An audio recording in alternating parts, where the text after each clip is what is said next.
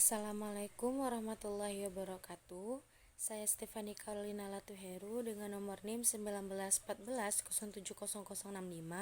Saya ingin mereview materi ke-8 yaitu tentang bab 4 pembahasan pada mata kuliah Metodologi Penelitian bersama dosen pengampu Ibu Dr. Milyasari, SPD MSI. Pembahasan yang pertama yaitu mengenai pengertian deskripsi data hasil penelitian. Nah, deskripsi data merupakan gambaran data yang digunakan dalam suatu penelitian. Pengertian dari deskripsi data yaitu upaya menampilkan data agar data tersebut dapat dipaparkan secara baik dan diinterpretasikan secara mudah. Nah, cara menyusun deskripsi data hasil penelitian itu ada 4. Yang pertama, melakukan uji homogenitas pada kelas eksperimen 1 dan eksperimen 2. Yang kedua, memberikan pembelajaran materi pokok pada kelas eksperimen 1 dan 2 dengan perlakuan yang berbeda.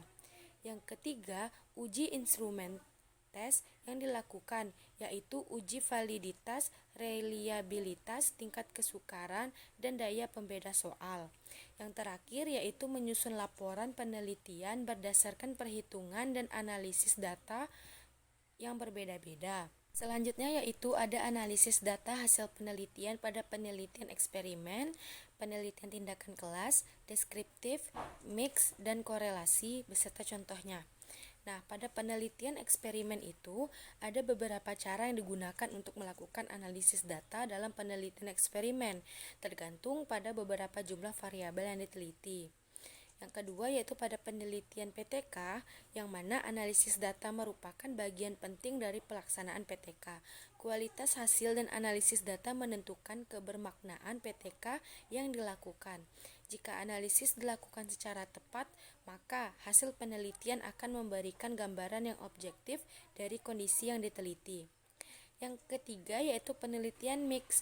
Nah, dalam penelitian mix ini analisis data dapat dilakukan dengan 1. Analisis campuran bersamaan, 2. Analisis terhadap data kualitatif dan kuantitatif, 3. Analisis kualitatif dan kuantitatif bertahap, 4. Analisis data kualitatif diikuti pengumpulan dan analisis data kualitatif sebagai pertegasan. Yang keempat, penelitian deskriptif, yaitu terdapat editing, coding, data entry, dan cek data.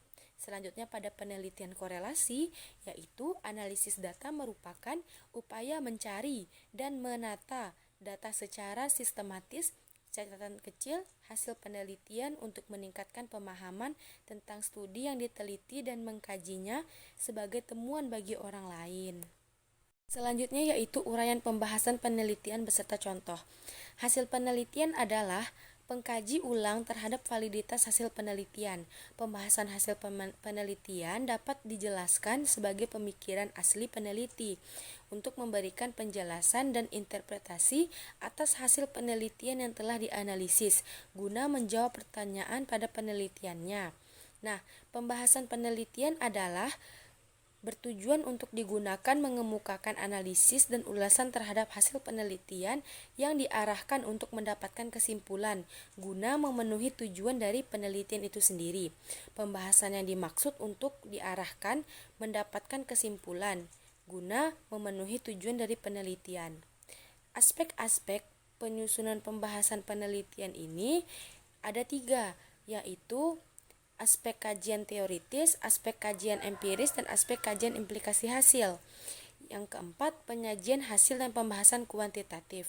Data yang telah terkumpul berupa tumpukan kuesioner menurut pertanyaan-pertanyaan yang diajukan kepada responden yang besar jumlahnya, atau data yang berupa sejumlah angka-angka yang terkumpul harus dianalisis untuk selanjutnya diinterpretasikan, untuk diformulasikan dan kemudian dijadikan sebagai salah satu bagian pada laporan hasil penelitian.